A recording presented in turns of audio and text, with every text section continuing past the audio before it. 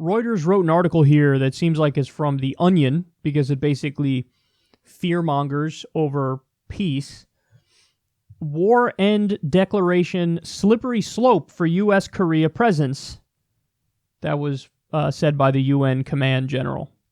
A declaration to end the 1950 to 53 Korea War could be a slippery slope to questioning the need for the U.S. troop presence in South Korea, the deputy head of the UN command overseeing the Korean armistice said on Friday, ahead of new talks between Washington and Pyongyang. Canadian Lieutenant General Wayne Erie said North Korea's push for such a declaration could be a ploy to divide the U.S.-South Korea alliance and secure the withdrawal of the 28,500 U.S. troops based in the South. Quote, you have to question why North Korea is pushing so hard for that end-of-war declaration, he told in an event at Washington's Carnegie Institute for International Peace. The optimistic would say that he, North Korean leader Kim Jong-un, needs it for a domestic audience so he can change his ways and have a new approach. The pessimist would say it's another way to split the allies apart.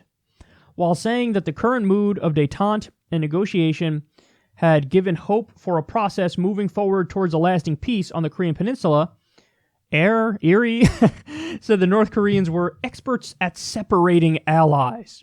So what could an end-of-war declaration mean? Even if there is no legal basis for it, emotionally, people would start to question the presence and the continued existence of the United Nations Command, he said, and it's a slippery slope then to question the presence of U.S. forces on the peninsula. I've never seen a more openly imperialistic article ever written. Because they're just saying it. They're like, hey man, look, peace is a slippery slope to the U.S. not being allowed to keep 28,500 troops in Korea anymore. So do you understand the implication of that? What they're saying is, well, obviously the premise that we all agree to is that we have to be able to keep our forces there no matter what. So we all agree to that. So anything that gets in the way of that as our ultimate ends is a problem. Whereas most reasonable people who care about humanity would say, wait a second, why wouldn't peace be the ultimate ends that we're looking for?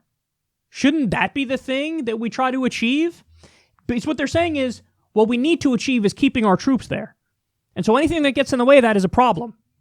Really what people should be saying is, what we need to achieve is peace. And anything that gets in the way of that is a problem. But they flip it. Like, well, obviously, I mean, come on. We have to keep being the U.S. empire. Duh. We have to keep being, we have to keep our 900 military bases around the world at a cost of $100 billion a year to maintain. We have to keep our stranglehold as the world's top and only superpower. So, I mean, come on. We have to do that. And anything that gets in the way of that is a problem. So they're really like fear-mongering over peace. Like, if we're not on the brink of a hot war where millions of people could die, we can't keep our troops there anymore. Oh. You're not supposed to say this part out loud, you fucking jackass. They're incapable of even masking the imperialism at this point. It's really embarrassing.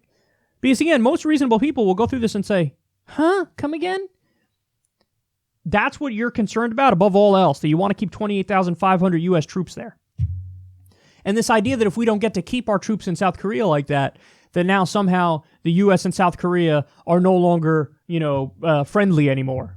We could still be allies with them, trade with them, all that shit, and at the same time, not have to keep 28,500 U.S. troops there. The world order. See, here's the thing. The people who believe in the current world order, so to speak, they have so much hubris and arrogance because they never even bother to explain why it really should be the way it is. They just accept that. That's just a given, It's like, well, obviously, we need to keep our U.S. troops there, and we need to have our 900 military bases. Duh. And if you don't understand that, then you're an idiot. Wait, no, you didn't even make an argument. You're not even bothering to try to convince people to make a point. You're just like, well, that's how it is. That's not an argument. That's not a point. So it's embarrassing at this point. It really is.